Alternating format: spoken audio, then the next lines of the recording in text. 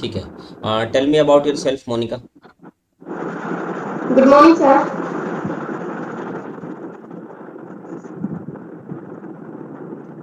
Start Thank you करो। so much. Thank you so much for giving me this opportunity. My name is Monica. I'm from Delhi. Talking about my education. I have done my 10 plus 2 from CBSE board 2005 and 7. I have completed my DLED diploma Sri Jhulelal College, MP University, Gwalior in 2009. I have qualified my CTET in 2019. I was an NCC candidate in my school days. My hobbies are reading books, watching movies, listening music, cooking, and play the indoor games. My strengths are I'm self-motivated, a creative, hard work, honest, and a punctual person. My weakness are I'm emotional, kindness, and a talkative person. Aim of my life to become a successful teacher, guide, and a motivator. That's all about me. ठीक है। Thank you. आपने अपना diploma Gwalior से किया हुआ है और आप Yes. रहते हैं हरियाणा में हो। No, sir. I'm from Delhi. Delhi में रहते हो। तो दिल्ली में रहने के बाद आपने ग्वालियर से क्यों किया, दिल्ली एनसीआर के आसपास से क्यों नहीं किया आपने। सर उस टाइम जो एडमिशन चल रहे थे दिल्ली में उसमें मैं कुछ लेट हो गई थी बिकॉज उस टाइम अनएक्सेप्टेड प्रेगनेंसी कंसीव थी सर उस टाइम। तो फिर यहाँ पे मेरे को चांस नहीं मिला इसलिए मैंने ग्वालियर से किया। ठीक है, तो आपने वहाँ पर कैसे रहे थे, आप तो दिल्ली के रहते हो, तो आपने 2 साल कैसे वहाँ रहे थे क्या, या करस्पॉन्डेंस से किया। जी कॉरेस्पॉन्डेंस। करस्पॉन्डेंस से किया।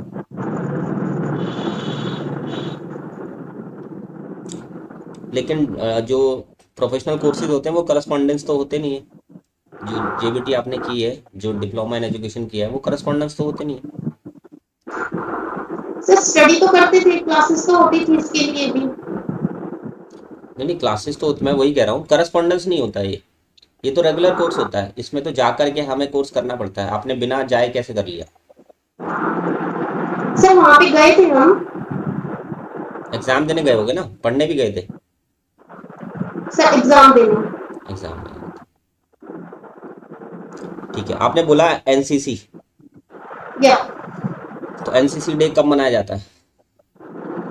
Sir NCC day 14 of 26 of July. 26 जुलाई। आपने बोला वॉचिंग मूवीज, मतलब मूवीज देखने का आपको शौक है। कौन सी मूवी देखी अभी यस लेटेस्ट में सर। आपने। लेटेस्ट सर लेटेस्ट मैंने एक रुदाली मूवी है सर काफी पुरानी है मैंने अभी वो देखी थी। रुदाली। Yes sir. ठीक है, हिंदी मूवी है। Yes sir Hindi movie. ठीक है, किस टाइप का सिनेमा पसंद है आपको। सर जो रियल लाइफ से कनेक्टेड हो जो रियल लाइफ के इंसिडेंट जो उनको शो करता हो सर। ठीक है, आपने टीचिंग फील्ड में आने के लिए क्यों सोचा। सर सर मेरे को अच्छा लगता है ये फील्ड ये मेरी चॉइस थी कभी से टीचिंग के लिए मेरे स्कूल टाइम से ही सर। किस वजह चॉइस बनने का कोई तो कारण होगा। Yes sir. क्या कारण। सर एक मैम थी सर हमारी वो हमें हिंदी सब्जेक्ट पढ़ाती थी और मैं उनसे बहुत इंस्पायर थी सर उनकी पर्सनैलिटी से उनके पढ़ाने का स्टाइल सब कुछ था मेरे को बहुत अच्छा लगता था। बस वहीं से ये सेटअप हो गया मेंटली मेंटली एक तरह से ये सेटअप हो गया कि मेरे को बनना तो टीचर ही है। ठीक है, चलो आपने डेमो टॉपिक प्रिपेयर किया है कोई। Yes sir. क्या टॉपिक है। सर मेरा टॉपिक है ईवीएससी। ईवीएस। ठीक है, टॉपिक का नाम बताओ। Solar system. ठीक है, स्टार्ट करो। Okay sir.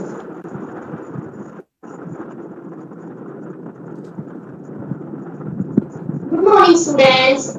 How are you all. तो कैसे हैं आप सब। All are fine. ओके या ma'am is also fine. Okay student बताइए what is date today. Date क्या है आज हमारी। What is date today? 11 June 2023.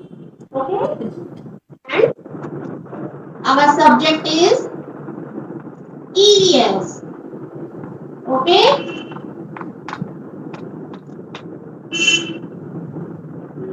तो स्टूडेंट कितने हैं हमारी क्लास में? बताइए 30.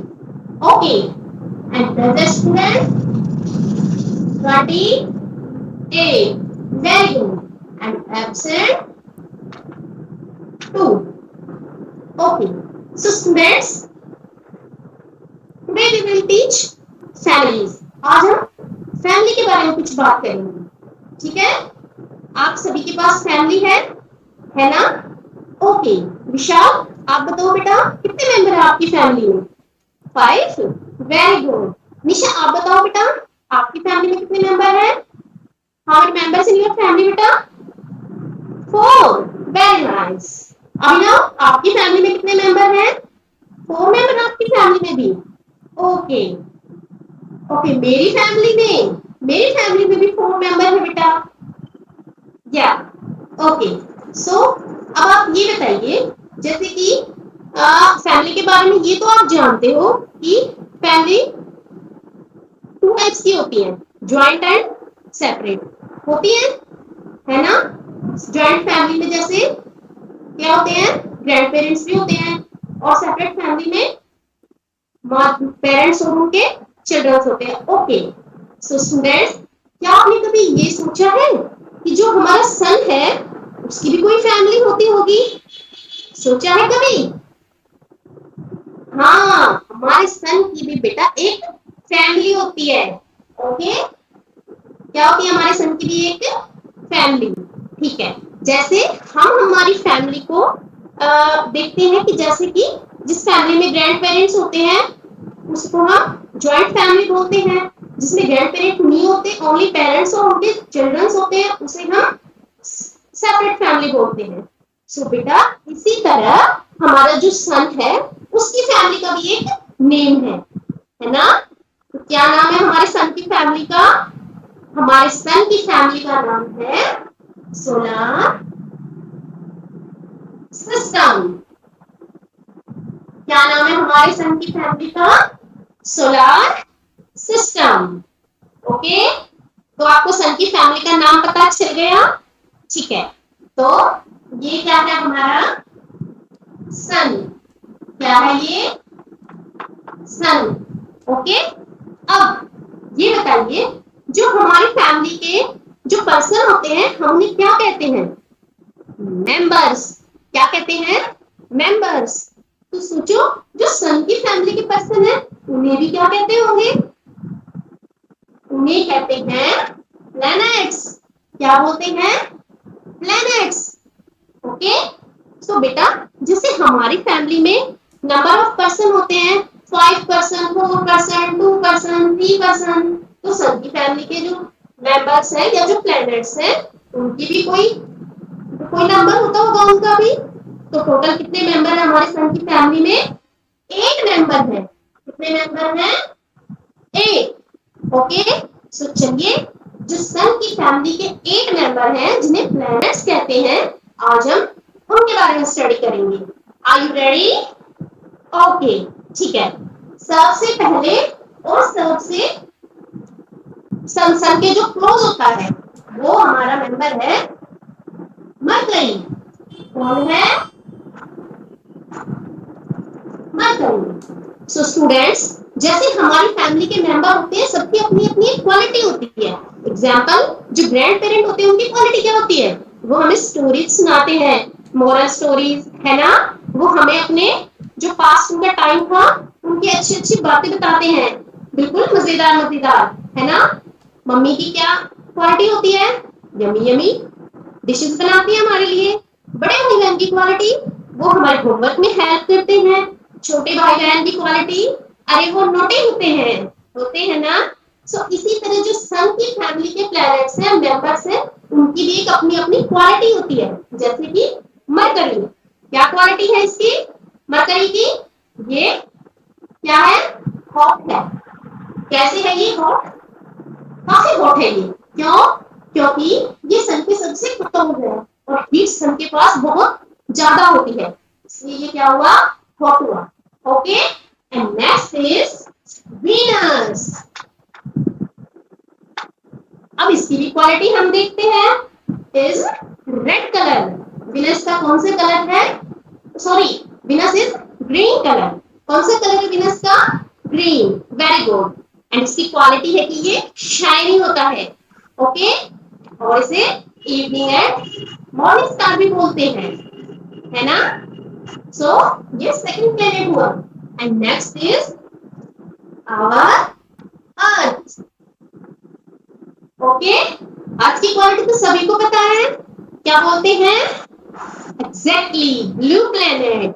ओके, एंड इससे आगे कुछ क्यों बोलते हैं ब्लू प्लेनेट? बिकॉज हाँ, यहाँ पे वाटर है, काफी ज्यादा वाटर है। और क्या क्या हमारी अर्थ पे? हिल्स हैं, ट्री एंड प्लांट्स हैं, माउंटेन्स हैं, ग्लेशियर्स हैं, ओशियंस हैं, सी है। Very good. सो हम कह सकते हैं कि जितनी भी लाइफ के लिए फोरेबल सिचुएशंस होती हैं वो सभी हमारे अर्थ पर है। ठीक है, सो ये ब्लू प्लेनेट है और यहाँ पर लाइफ इम्पॉसिबल पार्ट पॉसिबल है। ओके, क्या है ये? Blue planet. ओके,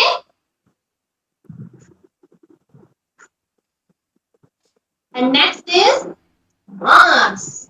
क्या है? मार्स। ओके, मार्स की क्वालिटी क्या है?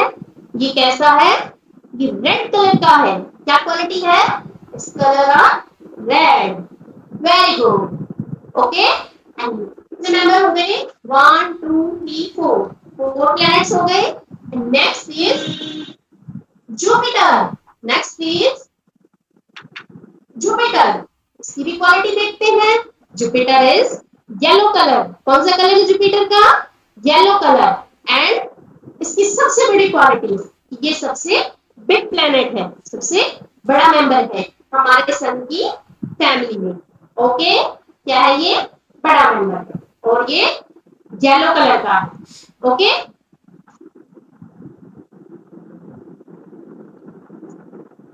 Next is Saturn. Next is Saturn. इसकी भी क्वालिटी है। क्या क्वालिटी है? सैटर्न जो है वो आइस होता है, बिल्कुल ठंडा होता है। एंड इसके राउंड राउंड रिंग्स होते हैं।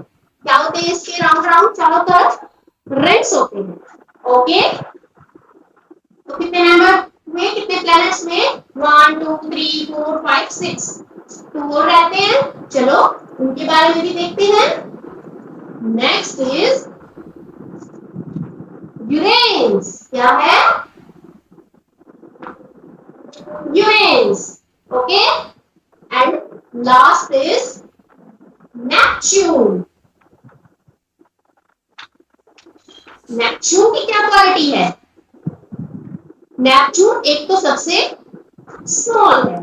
ओके, एंड सेकंड इज इसमें तूफान होते हैं, थंडर्स होते हैं। ओके, क्या होते हैं इसमें? तूफान होते हैं इसमें। ठीक है, तो टोटल कितने मेंबर हुए, कितने प्लैनेट हुए सन की फैमिली में, सोलर सिस्टम में? 8 planet. Are you understand? Okay, so students, अब एक बात और देखिए, हम ये जो प्लैनेट्स हैं इनके नेम को याद कैसे रखेंगे? बाय सीक्वेंस, है ना? देखो, लर्न तो हम कर लेंगे, बट एक सीक्वेंस में कैसे लर्न करेंगे? चलो उसके लिए मैं आपको कुछ बताती हूँ। ओके, मैं आपको एक छोटा सा सेंटेंस बताती हूँ। ठीक है? ठीक है, चलो हम उस सेंटेंस के बारे में भी पढ़ते हैं। ठीक है, हमारा सेंटेंस होगा माई या very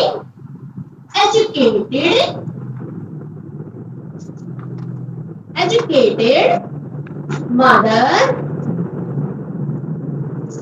just serve us namkeen. My very educated mother just served us नमकीन। आप कैसे याद करेंगे प्लैनेट्स के नेम, कैसे लर्न करेंगे? जो फर्स्ट लेटर है आप उसको याद रखो। हर एक वर्ड्स का फर्स्ट लेटर। एम से मरकरी, बी से वीनस, ई से अर्थ, एम से मार्स, जे से जुपिटर, एस से सैटर्न, यू से Uranus and N is Neptune. है ना कितना इजी? क्या किसी को कुछ मुश्किल लगा, टफ लगा किसी को कुछ, कोई डिफिकल्टीज? अगर किसी को समझ ना आया हो तो एनी क्वेश्चंस? ओके चलो हम इसे रिवाइज करते हैं एक बार। ये हमारा सन है, ये सन के प्लैनेट्स हैं। First is mercury, it is, ये सबसे ज्यादा सन के क्लोज है। Second is Venus, green colour का है और इवनिंग एंड मॉर्निंग स्टार है। Third is earth, blue planet है जहां पे हम रहते हैं। लाइफ के लिए जो फॉरेबल सिचुएशंस होती है वो यहाँ पे अवेलेबल है। Next is Mars, red colour का होता है। नेक्स्ट इज जुपिटर, सबसे बड़ा होता है, येलो कलर का होता है। नेक्स्ट इज सैटर्न, आइसी होता है, राउंड राउंड रिंग्स होते हैं। Next is Uranus and last is Neptune. क्या होते हैं इसमें? फान होते हैं। ओके, और इसको याद करने के लिए एक इजी सा sentence, my very educated mother just serve us नमकीन। सो सबको समझ में आया? ठीक है, इसके बारे में हम अब नेक्स्ट क्लास में डिस्कशन करेंगे। ओके, तो आज का अपना होमवर्क नोट कीजिए। आपको क्या करना है? आपको सोलर सिस्टम का पिक्चर बनाना है। ठीक है, कैसे? जैसे अभी मैंने बनाया था। ठीक है, draw a picture of solar system. और आपको इसमें कलर भी करना है। कैसे? जैसे सन का जैसा कलर होता है, ठीक है, शाइनी शाइनी सा। उसके बाद जैसे मैंने बताया मरकरी, मरकरी सन के सबसे क्लोज होगा तो हॉटेस्ट होगा। हॉटेस्ट चीज जो होती है और जो होती है वो कैसे कलर की होती है? Some red and some yellow.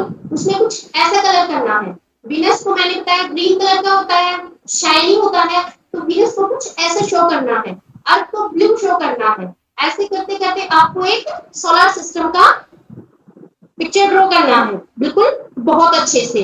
ठीक है, किस पे पिक्चर ड्रॉ करोगे?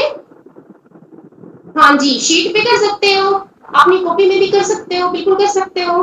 ठीक है, फिर हम कल क्लास में देखेंगे कि किसने सबसे अच्छा बनाया है, सबसे बेस्ट किसका है। ओके, ठीक है, और इसके बाद में नेक्स्ट हम अगली क्लास में डिस्कस करेंगे। Thank you. ठीक है मोनिका।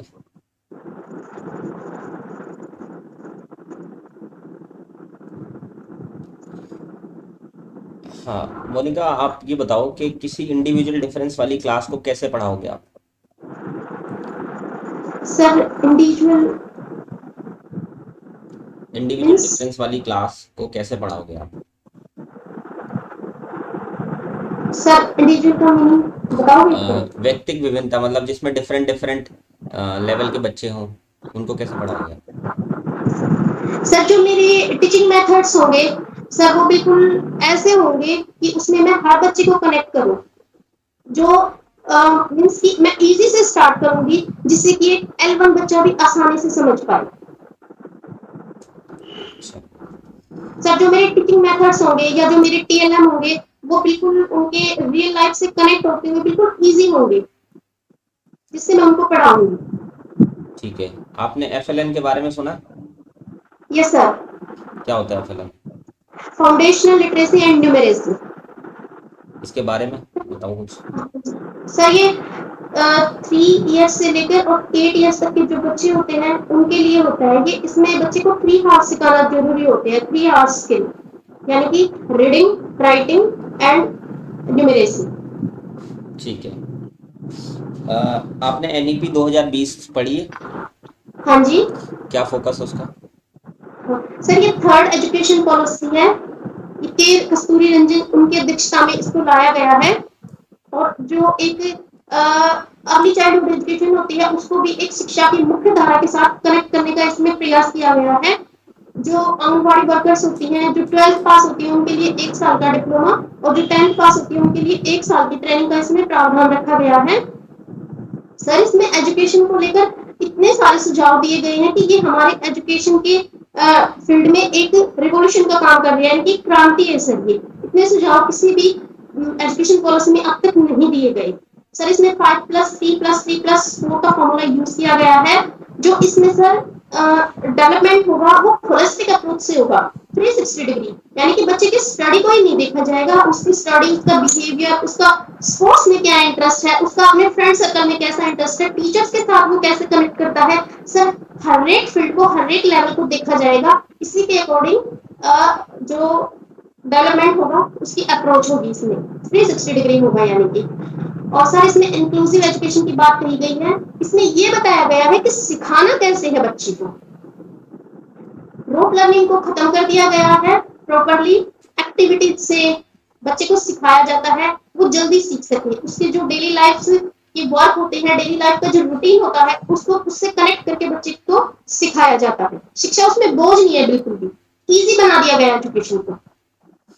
ठीक है। आपकी टीचिंग फिलॉसफी क्या है? मतलब किस चीज में बिलीव करते हो आप टीचिंग के तौर पे? सर सबसे पहले तो मैं इस चीज में विश्वास करती हूँ कि जो भी बच्चे मेरे से स्टडी करें, वो अपनी जो स्टडी नीड होती है, एजुकेशन नीड होती है, उनको फुलफिल करें, ताकि वो आगे चल के किसी भी अपने फील्ड में या नेक्स्ट क्लास में सफर ना करें। दूसरा, जो मैं टीचिंग मेथड यूज करूँ अपनी टीचिंग में, वो सबको समझ में आने चाहिए। उसमें मैं हर एक बच्चे को लेकर के चलूँ सर, किसी एक को नहीं। ठीक है।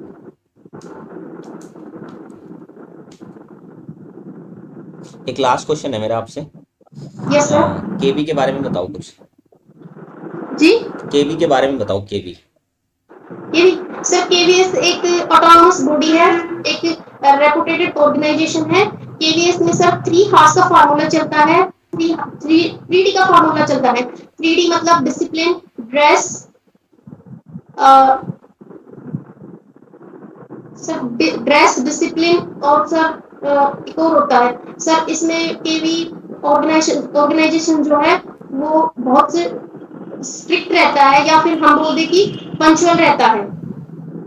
और सर जैसे कि जो मॉर्निंग में असेंबली होती है, अगर उसमें कोई बच्चा लेट होता है तो वो बच्चा सिर्फ उसी के लिए गेट बंद नहीं होगा, वो टीचर के लिए भी गेट बंद होगा। और सर केवीएस जो है उसको ऑर्गेनाइज किया गया था 15 दिसंबर 1965 में, 63 में सर, ये मैं रिकॉल नहीं कर पा रही हूँ। उसको ऑर्गेनाइज किया गया था। स्टार्टिंग में केवीएस के 20 स्कूल्स थे।